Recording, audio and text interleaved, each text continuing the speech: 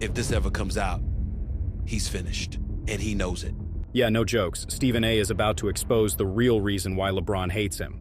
Oh, and if you think it's just about the standoff about his son Bronny at the court, that's just the cover story. Wait, until you hear the real truth about LeBron and Diddy.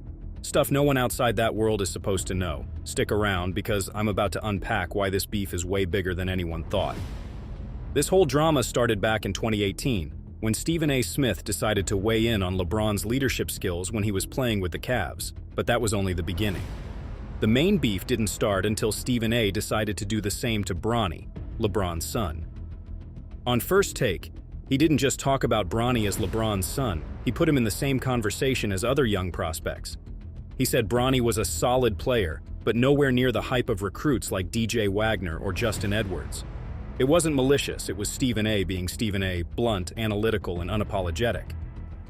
Right now, Bronny James is averaging 0.3 points, 0.3 assists, and 0.4 rebounds.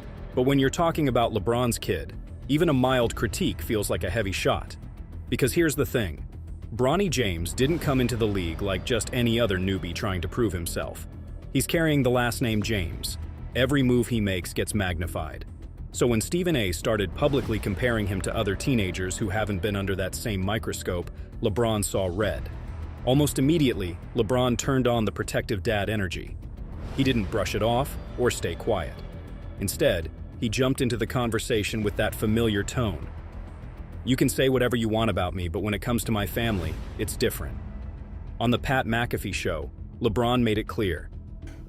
But when you take it and you get personal with it, it's my job to not only protect my damn household, but protect the players. That reaction didn't just trend, it blew up, and social media went into full meltdown mode.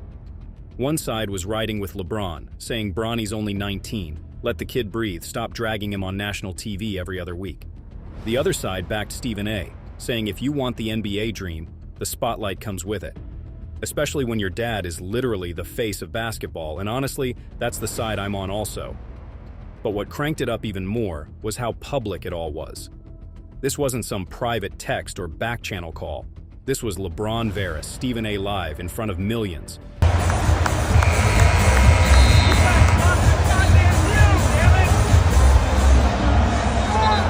The thing is, LeBron's been on this since forever. He was always courtside at Bronny's games, defending him like a bodyguard. He's clapped back at recruiting talk, shut down the "he only gets hype because of his dad" narrative, and constantly said Bronny's got his own path. Protecting Bronny isn't just what he does. It's a huge part of LeBron's brand as a father. So when Stephen A. even touched that topic, even lightly, LeBron snapped. Because it wasn't just Bronny getting critiqued, it was everything LeBron has been building for years getting poked at on live TV. But here's where it gets spicy. That whole Dad Veras analyst storyline, that's just the cover story. Because the real fire between LeBron and Stephen A., that's way deeper. And this is where the plot thickens. Because if Bronny was just the spark, then what's the fire? Well, this is where we step into the part LeBron probably really doesn't want anyone talking about. Diddy. See, Stephen A. isn't just some ESPN talking head locked in a studio all day. The man's been in the game for decades. He's got media roots, industry connections, and friendships that stretch well beyond basketball. He's been at the same high-profile events as Diddy for years. I'm talking NBA All-Star weekends where the after-parties get bigger than the games, music industry dinners in New York, celebrity charity galas where sports, rap, and Hollywood all collide. Stephen A. floats in that world. He hears things. And when it comes to Diddy, there's always something to hear. Now here's the problem. Recently, Diddy's name has not just trended, it has exploded. Anytime his name is in the news, it's not for something small. We're talking lawsuits, FBI raids, and allegations that make even the most famous celebrities nervous. And the way the industry works, it doesn't matter if you're directly involved or not. If your name is even whispered in the same sentence, it spreads like wildfire. That's why every A-lister who's ever been close to Diddy suddenly looks shaky when the headlines drop. And here's where LeBron enters the picture. Around 2018, right about the time Stephen A. and LeBron's relationship started to dwindle, LeBron and Diddy started getting closer. Coincidence? I think not. That same year, Diddy sent out those famous special boxes to celebrity friends. a PR stunt that was part luxury gift and part flex. And yes, LeBron got one. And then years later, in 2023, LeBron publicly hyped up one of Diddy's songs on Instagram, calling it a stone-cold vibe. That's not some random shout-out. That's LeBron saying, yeah, me and Diddy, we're cool. I need you to note this because we're going somewhere with this. So, if you're Stephen A., the guy who has spent 30 years building a rep as the media insider who knows everybody's secrets, you're looking at that and thinking, interesting. Because if there's one thing this man has made a career on, it's not just talking basketball. It's letting people know, I know more than I say. And the Diddy connection is the exact type of thing he can hint at without ever saying too much. Now imagine being LeBron. You've built your entire brand on being squeaky clean. You know, the family man, community hero, the face of the NBA on and off the court. The second your name gets pulled into the kind of scandals Diddy's been dealing with, you've got a serious problem. And this is why Stephen A. cryptic lines hit so hard. When he said, if this ever comes out, he's finished, and he knows it. People didn't just hear gossip, they started connecting dots. And the internet did what the internet always does. Made it look way messier than it probably even was. And here's the part you can't forget. Stephen A. isn't stupid. He knows how much weight his words carry. Dropping that line wasn't random. It was a shot across the bow, a reminder that he holds cards LeBron can't afford to have played. So when you line it all up, Bronny may have been the excuse, but this is the real tension. Diddy's world is a blast radius, and Stephen A. just made sure LeBron's name is standing close enough to get burned. Oh, but we're not done. Not even close, because if you think this is bad, just wait. It gets way worse than you think. Because here's the thing. This isn't like the usual noise LeBron deals with. Sure, other analysts, players, and media personalities have thrown shots his way, but Stephen A. brings something different to the table. And that's exactly what we're about to break down. You have to understand that LeBron James has been in the public eye for nearly 2 decades. And let's be real, he's faced criticism from practically everyone in the game. Skip Bayless has roasted him since his first season. Jalen Rose has questioned his clutch gene. Draymond Green has taunted him on the court, and Charles Barkley, don't even get me started. And yet here's the thing, LeBron usually shrugs it off. Maybe he claps back once. Maybe he doesn't even acknowledge it. It's just noise, and that's business as usual for the king. But Stephen A. Smith, that's a whole different league. Think about it. When Bayless critiques LeBron's decision-making or Rose questions his legacy, it's about what we see. It's all public, all basketball-related, and mostly doesn't hold as much weight, but Stephen A.'s words carry weight because they hint at what LeBron hopes stays private. Moments that haven't leaked but could if Stephen A. decided to speak. And this is what makes it personal. It's not about LeBron missing a shot or losing a series, it's about control. Stephen A. has the cards LeBron doesn't want anyone holding. And the thing about cards, you can play them at any time. That uncertainty, the not knowing what Stephen A. might reveal or when, is what makes the tension so real. Because this is not a debate. It's a threat wrapped in a conversation, and it's one that LeBron can't just block out. Which brings us to the question you're probably asking. Why does Stephen A. scare LeBron in ways Bayless, Green, or even Barkley never could? Well, let's rewind and look at the history between these two, because this tension didn't appear overnight. You see, back in the early 2000s, Stephen A. wasn't roasting LeBron. He was a fan and huge supporter. I mean, the kid was fresh out of high school, stepping onto the national stage, and Stephen A. was in full-on next big thing mode. You know, praises, predictions, the works. He was building the buzz that helped make LeBron a household name before he even got to the NBA. Then came 2010. Ah yes, the infamous decision. I am not blaming LeBron James one bit. He has a right to be a free agent. He has a right to go where he wants to go, do what he wants to do, etc., etc. And he is not at fault. He's to be applauded for exercising the business savvy that he has exercised. While most of the media lost their minds, calling it arrogant or manipulative, Stephen A. actually defended him. He said LeBron was entitled to control his own story, to make the choice that made sense for him. Can you imagine that? A media critic publicly standing up for him while everyone else was dragging him? Fast forward to 2016, LeBron leads the Cavs to that legendary comeback over the Warriors. Stephen A. called it legacy-defining. He praised his leadership and his clutch gene, the whole 9 yards. Cleveland's defense looks impressive. LeBron James looks otherworldly, and collectively, offensively, they seem to be coming together more and more. Again, he was supportive. At this point, the relationship still looked solid. They both had mutual respect, mutual benefits, and LeBron had a powerful media ally. But here's where everything flipped. But there is no question the biggest culprit in all of this is LeBron James. Around 2018, things start to shift. Slowly at first, it was a critique here and a skeptical take there. Stephen A. began calling out LeBron's GM LeBron moves, questioning his trades, rotations, and leadership style. He even hinted at passive-aggressive behavior in how LeBron interacts with teammates or the media. It was subtle at first, but if you're paying attention, you could see the tone changing. And the thing is, this is exactly the kind of friction that sets the stage for the drama later. You don't just go from best media friend to beefing with the person overnight. Remember what I said about LeBron and Diddy getting close also around this time? Yeah, are you piecing it all together?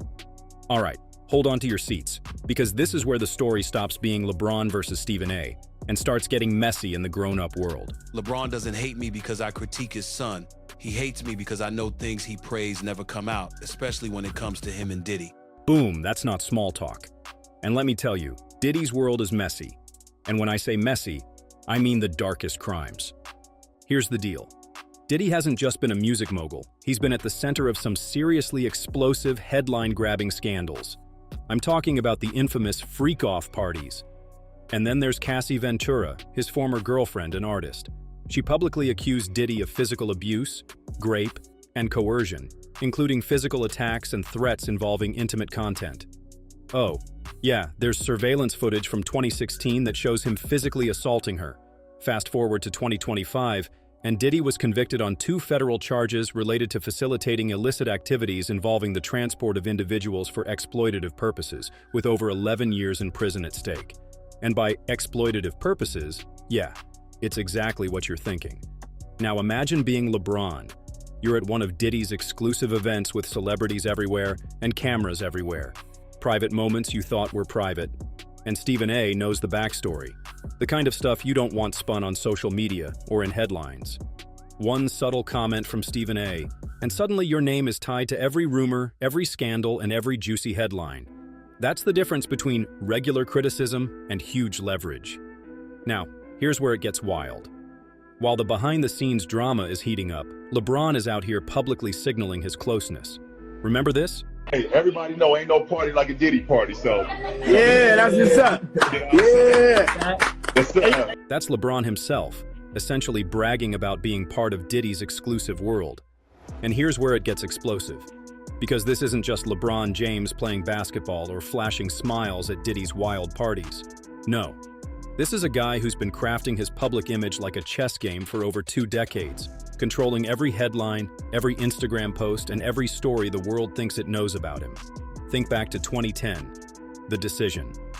There were millions of eyes on him, the whole world waiting to see where LeBron would go. Most athletes would have just made a tweet or some Instagram unveiling, or at most a press conference. But LeBron? He turned it into a televised event, a spectacle, and people called it arrogant, while others saw it as genius. But the takeaway is that LeBron owns his narrative, period. Fast forward to 2018, the launch of the I Promise School in Akron, a public school for at-risk kids. Was it noble? Of course. But was it also strategic? Every bit of it. Every camera angle, every press release, and every emotional move wasn't just philanthropy. It was LeBron broadcasting himself as more than a superstar. He was a community hero, a philanthropist, and a legend in the making. Then there's Uninterrupted, his media company. Think of it like a narrative firewall. Athletes could share their story directly, without media filters twisting it. And guess who benefits the most from controlling that narrative? LeBron. Every story about him, every angle, every social media explosion, it's calculated, intentional, and under his control. I mean, just see this. That one right there made me the greatest player of all time. That's what I felt. I was super, super ecstatic to win one for Cleveland because of the 52-year drought. But it doesn't stop there. LeBron's obsession with control is in the micro details too. In 2016, he unfollowed all his Cavs teammates on Instagram during playoff prep. Why? To focus. What about the cryptic tweets that have fans and media speculating endlessly? It's all part of the strategy. Every move, post, or gesture is a piece of the puzzle that keeps the LeBron story exactly how he wants it told. Now, for someone this careful, Stephen A., having dirt is a nightmare. So can you see now that this isn't just beef? This is a direct threat to the empire LeBron has built. But the funny thing is, LeBron can control his image on camera, in interviews, and on social media, but out in the wild, the internet doesn't play by his rules. And that's where things get messy. Fans have already spun this thing into a full-blown online obsession. Reddit threads dissecting every handshake, Twitter jokes about LeBron and Diddy, TikTok memes imagining him in the middle of freak-off parties. The fan culture has officially taken over. And here's the crazy part. The more LeBron ignores this whole Diddy mess he's gotten himself into, the bigger it grows. That's classic Streisand effect territory. The silence, the calculated PR smiles, the non-committal Instagram posts, all of it fuels speculation.